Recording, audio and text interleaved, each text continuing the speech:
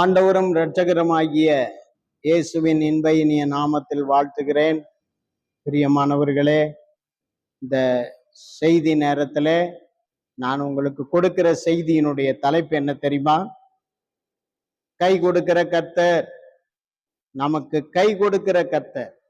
எபிரேயர் 2ஆம் அதிகாரம் 16ஆம் வசனத்தை வாசிக்கும் போது அவர் சொல்லி இருக்கிறார், ஆகையால் அவர் தேவ தூதருக்கு உதவியாக கைகொடாமல் ஆபிரகாமின் சந்ததிக்கு உதவியாக கை கொடுத்தார் என்று எழுதப்பட்டிருக்கிறது. தேவ பிள்ளைகளே, நம்முடைய ஆண்டவர் கை கொடுக்கிறவராயிருக்கிறார். எந்தெந்த சூழ்நிலைகளிலே நாம் கலங்கி தவித்து கொண்டிருக்கிறோம், இனி யாரும் என்னை தூக்கி எடுக்க முடியாது என்ற இக்கட்டான ஒரு நிலையில் இருக்கிற நம்மை தூக்கி எடுப்பதற்கு உதவியாக கர்த்தர் கை கொடுக்கிறார். அவர் கை கொடுத்து நம்மை தூக்கி விடுகிறார்.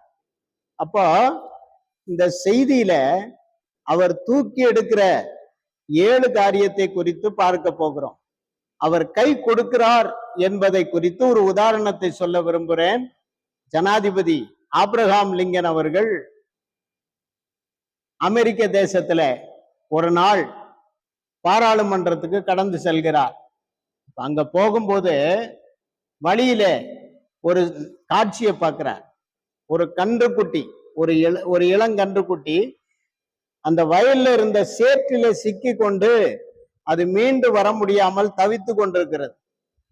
உடனே இதை பார்த்த அவர் டிரைவர்கிட்ட சொல்லி காரை ஓரம் கட்ட சொல்லிட்டு அப்படியே ஓரமா நிறுத்திட்டு அவர் இறங்கி போய் அவர் அந்த கோட் சூட்டோடு கூட இறங்கி அந்த சேத்துல இருக்கிற அந்த கன்றுக்குட்டியை தூக்கி எடுத்து கையால் அந்த கன்றுக்குட்டியை மீட்டெடுத்து சாலையில விட்டு அதற்கு பின்பு கார் எடுத்துட்டு போறார். அப்ப கேக்குறாங்க ஆபிரகாம் லிங்கனை பார்த்து, என்னையா இவ்வளவு ஒரு இக்கட்டான ஒரு நிலையில நீங்க போக வேண்டிய அந்த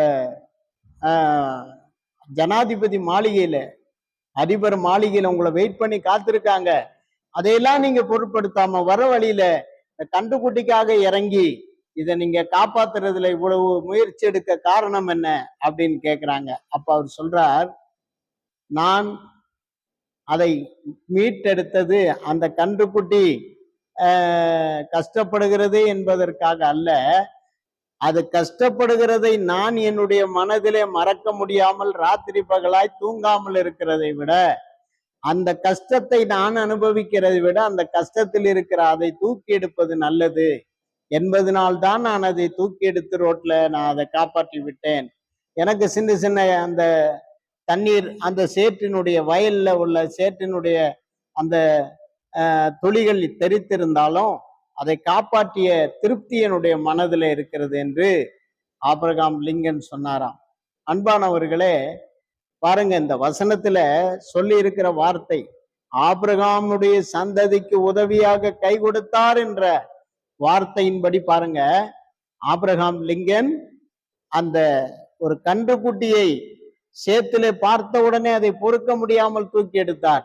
ஒரு ஆபிரகாம் லிங்கனுக்கு அப்படிப்பட்ட ஒரு மனநிலை இருக்குமானால், நம்முடைய தேவாதி தேவன், நம்மை படைத்தவர், நம்மை அழைத்தவர், நம்மை நடத்துகிறவர், நம்மை தெரிந்து கொண்டவர், நம்மை அவருடைய சேவையில வைத்திருக்கிறவர் நமக்கு கை கொடுக்காம இருக்க போறதே இல்லை. எப்போதும் நமக்கு அவர் கை கொடுக்கிறவராயிருக்கிறார்.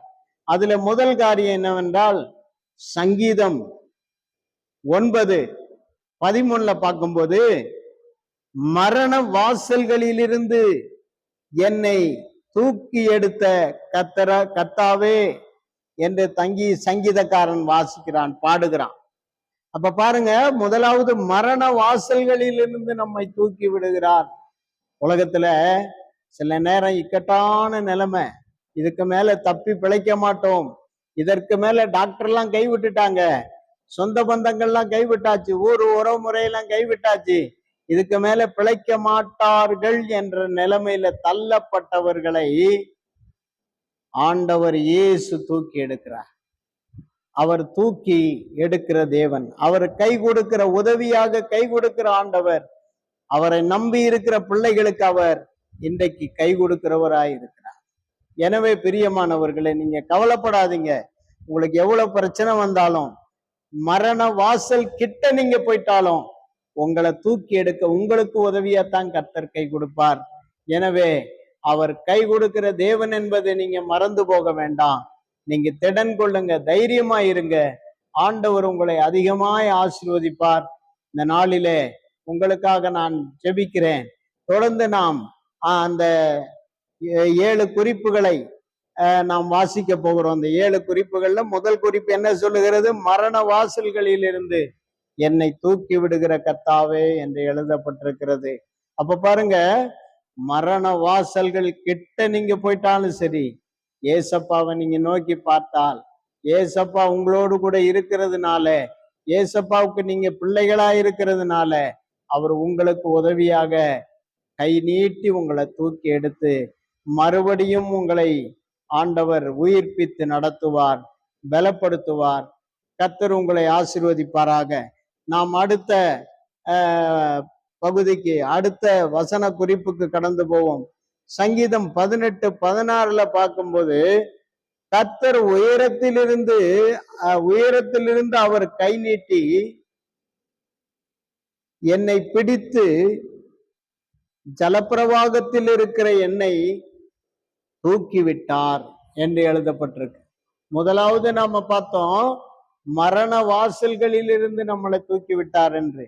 இரண்டாவது நாம் பார்க்கிறோம், ஜலப்பிரவாகத்தில் இருந்து நம்மை தூக்கி விடுகிறார்.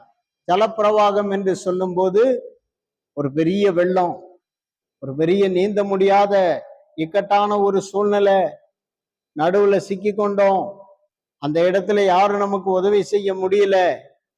ஆண்டவர் நம்மை தூக்கி எடுக்கிறவராய் நமக்கு உதவியாக கை நீட்டுவார். உலகத்துல கூட அந்த ஜலப்பிரளயம் போல ஜனங்க நமக்கு எதிராக நெருக்கடி கொடுக்கும் போது, அந்த இடத்துல சிக்கி கொண்டு நாம் மீள முடியாமல் தவிக்கும் போது கூட கர்த்தர் நம்மை கை நீட்டி உதவியாக கை கொடுத்து நம்மை தூக்கி எடுக்கிறவராய் இருக்கிறார். பிரியமானவர்களே, தைரியமாயிருங்க, ஜபத்தோடு இருங்க. கர்த்தர் நம்மை தூக்கி எடுக்கிறவராய் இருக்கிறார். அடுத்த குறிப்பை நாம் வாசிக்கிறதுக்கு முன்னால நாம் இதை மனதில் சிந்தி